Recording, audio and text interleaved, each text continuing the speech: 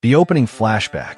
The film opens with sepia tones, showing young IPQing training under his father in the late 1960s. Ip Man corrects his stance, reminding him, "A strong fist means nothing without a strong heart." This scene echoes the iconic training sequences of the earlier films, establishing the spiritual weight of Wing Chun. The flashback ends with IP Man's passing, leaving IPQing with a heavy responsibility to carry forward his father's legacy. The story transitions to Hong Kong in the 1970s. The city is buzzing with modernization, Western influence, and a booming entertainment industry. Martial arts schools flourish, but many are turning into businesses instead of places of discipline. Wing Chun, rooted in tradition, seems overshadowed by more glamorous fighting styles like kickboxing, karate, and flashy kung fu for films. Bruce Lee, now a global star, visits IPQing quietly at his modest school. They share tea and reminisce about IP Man. Bruce explains his struggles.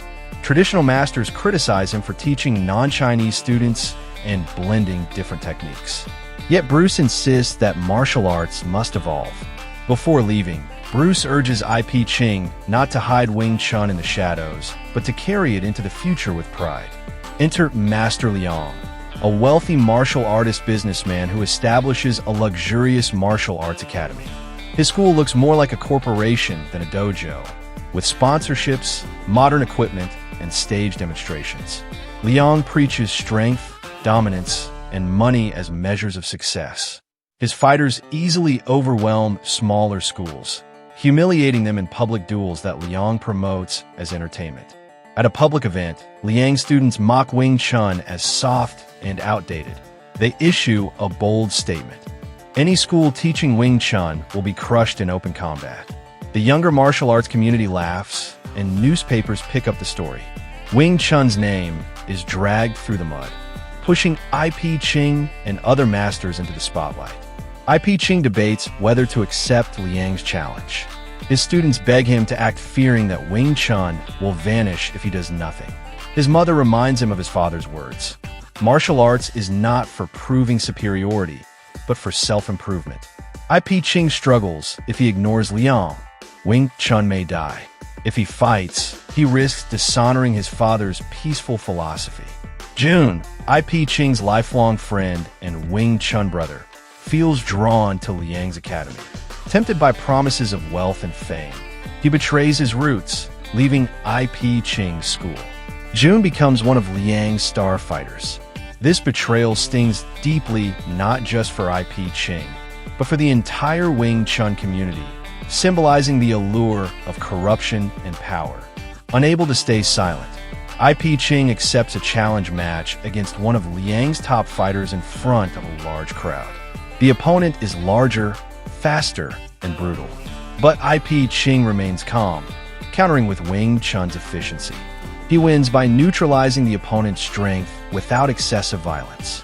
The crowd admires his composure, but Liang seethes, humiliated that his fighter was defeated so cleanly. Liang uses his wealth to pressure politicians and gang leaders, tightening control over the martial arts community. Schools that oppose him are threatened with eviction, harassment, and financial ruin. His influence spreads beyond martial arts. He seeks to dominate the entire cultural scene of Hong Kong.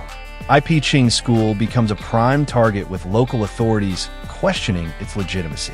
Bruce Lee returns, training briefly with IPQing in a symbolic sequence. Their sparring shows the contrast between Wing Chun and Bruce's Jeet Kune Do. Bruce tells him, "The world changes. You can't stop that. But don't let them strip away the heart of what your father taught you." Bruce warns that Liang's philosophy of greed is dangerous not only for martial arts, but for the soul of the next generation. IPQing's younger brother, IP Chun, worries that fighting Liang will destroy their school.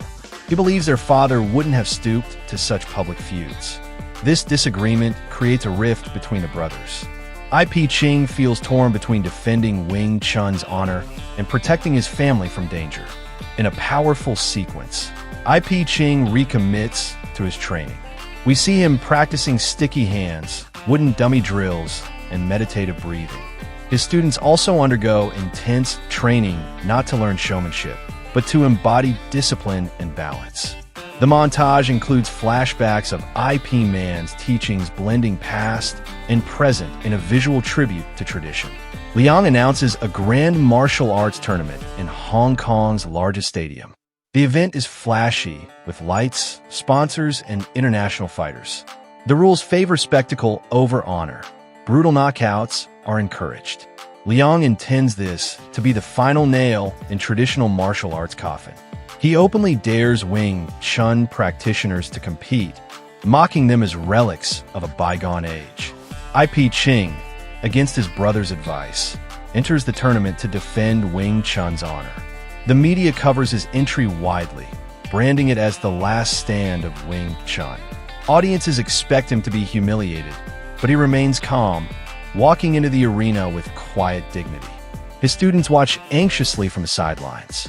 In the semifinal, IPQing faces Jun, his old friend who joined Leang.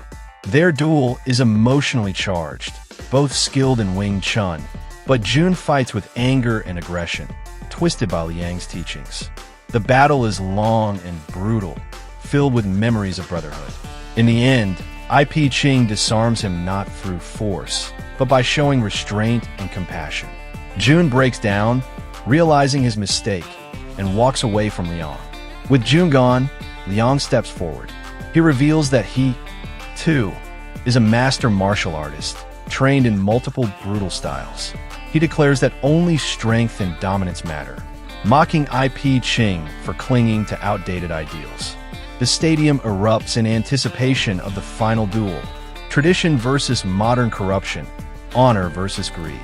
The fight is vicious and cinematic. Leang overwhelms with sheer power and hybrid techniques, blending karate, judo, and kickboxing. IPQing absorbs the punishment, waiting for openings, using Wing Chun's philosophy of redirection. The duel becomes not just a physical struggle, but a clash of ideologies.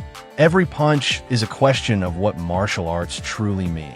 IPQing gains the upper hand and traps Leang, ready to deliver a devastating final strike. The crowd falls silent, but instead of finishing him, IPQing steps back, lowering his hands. He declares, "Martial arts is not about defeating others. It is about defeating yourself." This restraint shocks the crowd, who erupt in applause. Leang is humiliated not by defeat, but by IPQing's refusal to stoop to his level. Liang's academy loses credibility as students abandon him. Wing Chun schools across Hong Kong experience a revival, inspired by IPQing's dignity. Jun reconciles with IPQing, offering to rebuild the Wing Chun community together. IPQing admits that his brother was right, some battles must be fought to preserve honor. The final scene shows IPQing visiting his father's grave. He bows 3 times, placing incense before the tombstone. He whispers, "Father, the world has changed, but your teachings live on." The camera pans to his students training nearby, their wooden dummies echoing IP Man's legacy. The screen fades to black with IP Man's silhouette from the first film, closing the saga on a respectful, emotional note.